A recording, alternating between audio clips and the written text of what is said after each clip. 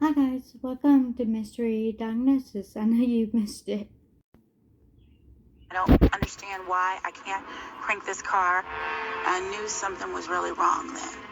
Finally, drawing on every ounce of strength she can muster, LaShawn manages to start the car. I'm glad she did. My thoughts were that I needed to call the doctor. I needed to find out if there was any other test that we could run. What else could we do? When LaShawn checks in with her doctor, she tells him that the pain and weakness seem to be in her wrist.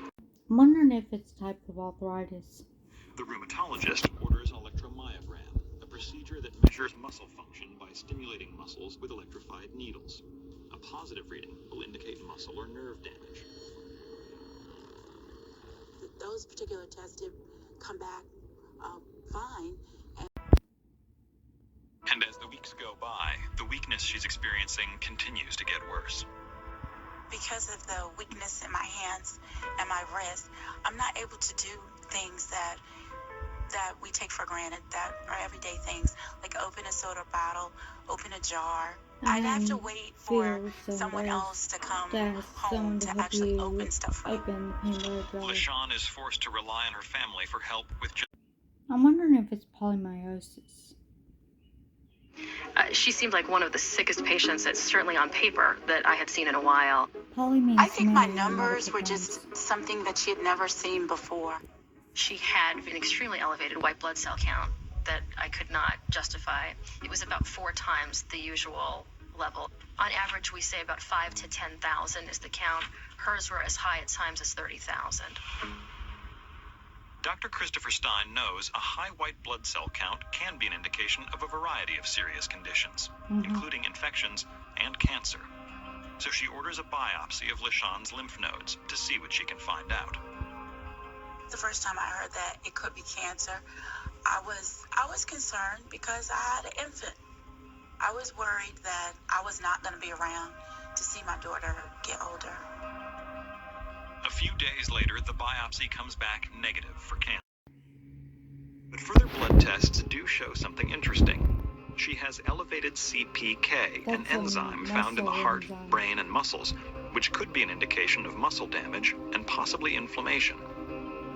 When muscles are irritated or inflamed, they can leak the chemicals like enzymes into the bloodstream in higher levels than are normally found there. That was what happened in LaShawn's case. A normal CPK on average is somewhere between 100 and 200 or 250. LaShawn's numbers were around 1,500. Dr. Christopher Stein is determined to find out why LaShawn's muscles are leaking this enzyme. She immediately orders an MRI of LaShawn's thigh muscle. After the MRI showed that there was some inflammation in her muscles, we used that to guide us to biopsy those muscles. It showed evidence that her muscles were indeed being attacked by her own immune system. The combination of interstitial lung disease, weakness with elevated muscle enzymes, and a positive muscle biopsy, in combination with the antibodies we saw, led us to the diagnosis of polymyositis. Yes, I got it. Polymyositis is a rare autoimmune disease that occurs when white blood cells spontaneously invade muscle tissue, and in some cases, lung tissue. The affected tissue becomes inflamed and stops functioning properly. Its cause is not known, and about 50,000 people in the United States suffer from some form of myositis.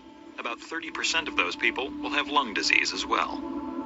Polymyositis literally means many muscles inflamed. In LaShawn's case, not only does her immune system recognize her muscles as foreign, it recognizes her own lungs as foreign. Why this occurs is a mystery to all doctors. An opportunity to see how to at least deal with it. There is currently no cure for the condition, but it can be managed. Right. LaShawn is prescribed the drugs Imuran and methotrexate to suppress her overactive immune system.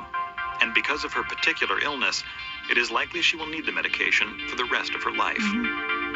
With the medicine, I'm able to get from point A to point B without it being as much of a hardship. I'm able to get up out of a seated position on my own. I don't have to worry about whether I can start the car or not. LaShawn is forever grateful to Dr. Christopher Stein for finally identifying her condition. Unfortunately, the disease can be difficult to pinpoint.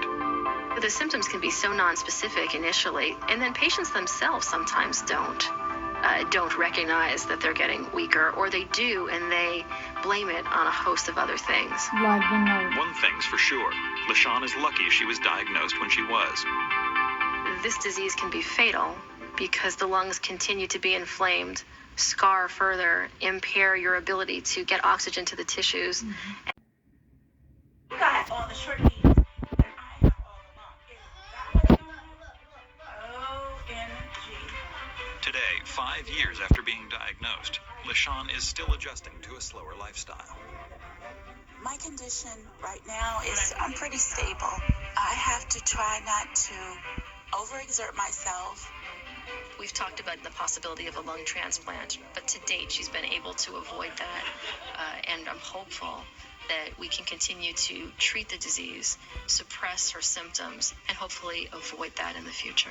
Exactly. She tries to live as a normal life as possible. She does have oxygen at home, so when her levels do drop, she can get on the oxygen. Her daughter's getting older, so she's able to help her. To me, she's doing much better. And I noticed I have a new subscriber. Thank you for subscribing. Because of the blue-yellow color blindness, I can't see colors as dull for me. I learned to cook, not by color, but by texture, like are the eggs runny or are they firm. Anyway, I had a lot of fun making this video. I hope you enjoyed. Make sure you like, comment, and subscribe. Hit the notification bell to know when I post a video. And I will see you in the next video.